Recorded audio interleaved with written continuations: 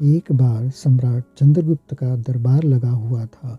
सभी मंत्रीगण अपनी अपनी जगह पर विराजमान थे।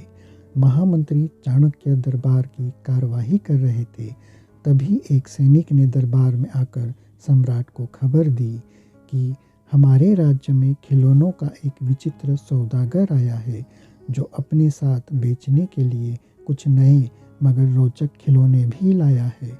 सौदागर का ये दावा है कि सम्राट या किसी ने भी आज तक ऐसे खिलौने न कभी देखे हैं और न कभी देखेंगे। सैनिक की बात को बेहद गंभीरता से सुनकर सम्राट ने सौदागर को सभा में बुलाने की आज्ञा दी। कुछ देर बाद सौदागर दरबार में आया और प्रणाम करने के बाद अपनी पिटारी में से 3 पुतले निकालकर सम्राट के सामने रख दिए। कहा कि अन्नदाता, ये तीनों पुतले अपने आप में बहुत विशेष हैं। देखने में भले एक जैसे लगते हैं, मगर वास्तव में बहुत निराले हैं। पहले पुतले का मूल्य 1 लाख मोहरे हैं, दूसरे का मूल्य 1000 मोहरे हैं और तीसरे पुतले का मूल्य केवल 1 मोहर है। अब सम्राट ने तीनों पुतलों को बड़े ध्यान से देखा। देखने में उन्हें कोई अंतर नहीं लगा। फिर मूल्य में इतना अंतर क्यों? वे सोच में पड़ गए। इस प्रश्न ने सम्राट चंद्रगुप्त को बहुत परेशान कर दिया। आखिर थक हार कर उन्होंने अपने मंत्रीगण को पुतले दिए और कहा कि इनमें क्या अंतर है, मुझे बताओ।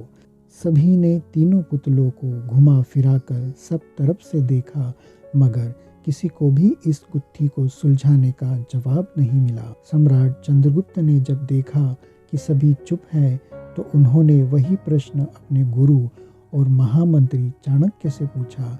चाणक्य ने पुतलों को बहुत ध्यान से देखा और दरबान को 3 तिनके लाने की आज्ञा दी। तिनके आने पर चाणक्य ने पहले पुतले के कान में एक तिनका डाला। सब ने देखा कि तिनका सीधा पेट में चला गया। थोड़ी देर बाद पुतले के होंठ हिले और फिर बंद हो गए। अब चाणक्य ने अगला तिनका दूसरे पुतले के कान में डाला। इस बार सब ने देखा कि तिनका दूसरे कान से बाहर आ गया और पुतला ज्यों का त्यों रहा। ये देखकर सभी की उत्सुकता बढ़ती जा रही थी कि अब आगे क्या होगा। अब चाणक्य ने तिनका तीसरे पुतले के कान में डाला। सब ने देखा कि तिनका पुतले के मुंह से बाहर आ गया है और पुतले का मुंह एकदम खुल गया। पुतला बराबर हिल रहा है, जैसे वह कुछ कहना चाहता हो। सम्राट चंद्रगुप्त के पूछने पर कि ये सब क्या है और इन पुतलों का मूल्य अलग अलग क्यों है, इस पर चाणक्य ने उत्तर देना शुरू किया। राजन, चरित्रवान सदा सुनी सुनाई बातों को अपने तक ही रखते हैं और उनकी पुष्टि करने के बाद ही अपना मुंह खोलते हैं। यही उनकी महानता है।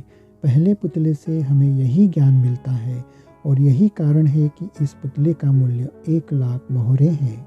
कुछ लोग सदा अपने में ही मग्न रहते हैं, हर बात को अनसुना कर देते हैं। उन्हें अपनी वाह की कोई इच्छा नहीं होती। हालांकि ऐसे लोग कभी किसी को हानि नहीं पहुंचाते। दूसरे पुतले से हमें यही ज्ञान मिलता है और यही कारण है कि इस पुतले का मूल्य 1000 मोहरे हैं। कुछ लोग कान के कच्चे और पेट के बहुत हल्के होते हैं। कोई भी बात सुनी नहीं कि सारी दुनिया में शोर मचा दिया। इन्हें झूठ सच का कोई ज्ञान नहीं, बस मुंह खोलने से मतलब है। यही कारण है कि इस पुतले का मूल्य केवल 1 मोहर है। चाणक्य की बातों को सुनकर सम्राट और सौदागर दोनों संतुष्ट हो गए।